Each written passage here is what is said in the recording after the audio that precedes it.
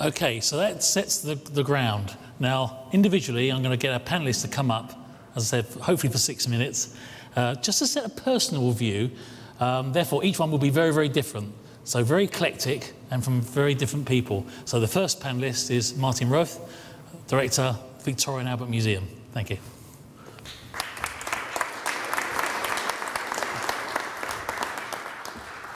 Thank you, Ray. Ladies and gentlemen, it's a privilege to be here, and it's a privilege to work in the UK and in London and be the director of the Victoria and Albert Museum. Tracy mentioned that there is a diaspora of all the participants of the Olympic Games here in London. I'm part of that diaspora. I'm from Germany. And talking about the experience, a notion that is around for quite a long time, and what is that experience today, and is it still that attractive part of the museums?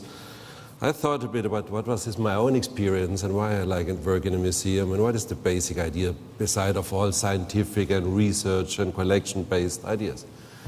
And if I look a bit back in my own history, then I think it's always the risky part. I mean, I'm not that risk taker, but there was always a risky part that opened your eyes and you see something different and you change your attitude and you do something in a different way. I worked in Paris quite a while ago. After I finished my PhD, that was the first part to understand a different culture, and that creates this kind of awareness. Another risky part was, I don't know if it was risky, maybe for all of us, when the wall came down and Europe changed and the Iron Curtain was gone and we had a different understanding of history, and it was an experience for all of us. And then I had the chance, coming from the museums part, to work for an expo. I think my colleague in the museums criticized me quite heavily for working in that governmental business-related something. And it was a really different experience where I have all the gray hairs coming from.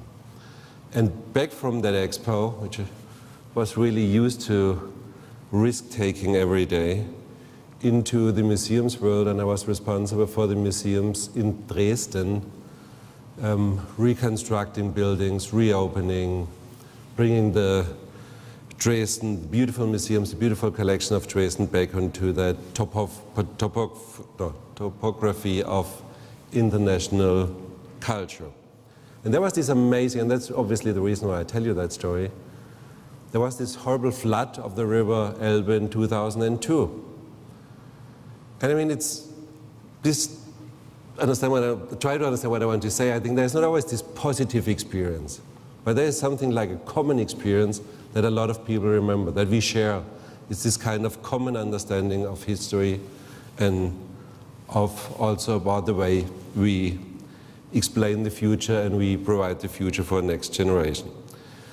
So at least in my part, there's this kind of changing of understanding that may create my own experience, and that's the way I understand now, being here in London, to continue working with the Victoria and Albert Museum. There's one amazing potential in the Victoria and Albert Museum, and that's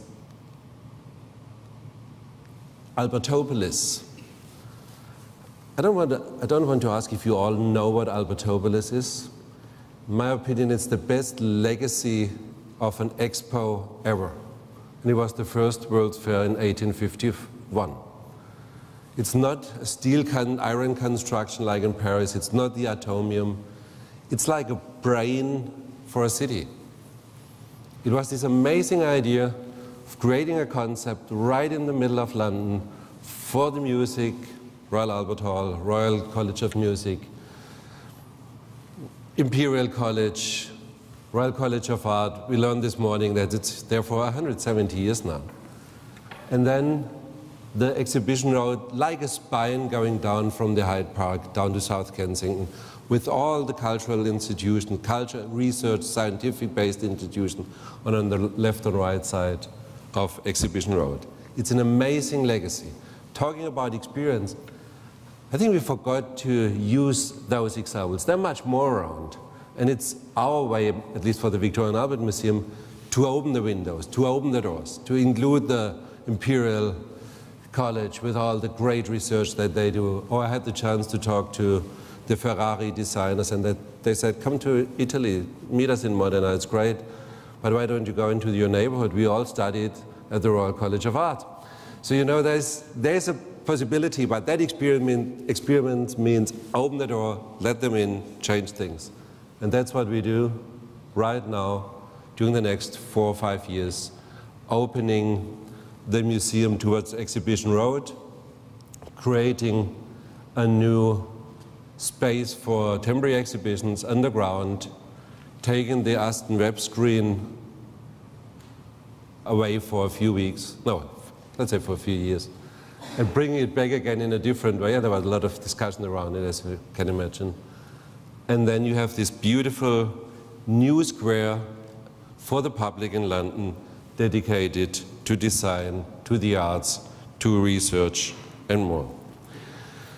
Finally, I think we have and I mean it like I say it, we have a golden age of museums, not only in London, it's really everywhere.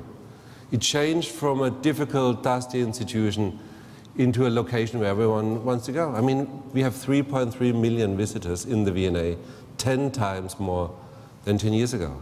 It's amazing, and that's around 10 million, even a little bit more, in South Kensington. I think the challenge is for all of us to keep that standard. And I'm always nervous if my staff tells me, or if we have some meetings and they tell us, we're such a cool institution. We change so much. Cool is difficult. You have to be cool every morning, every evening. You have to keep that standard and do even more about it. There's the V&A in London. It's the South Kensington Museum. It's done for the area. At the same time, it's a museum for the capital. But, and just to inform you and to make you aware of what we go and do, we opened the V&A in Dundee 2014. So it's the network in the UK that helps to create that experience. I think that's it, and I'm prepared for more questions. And I have to take the second chair now? No, I think we have different.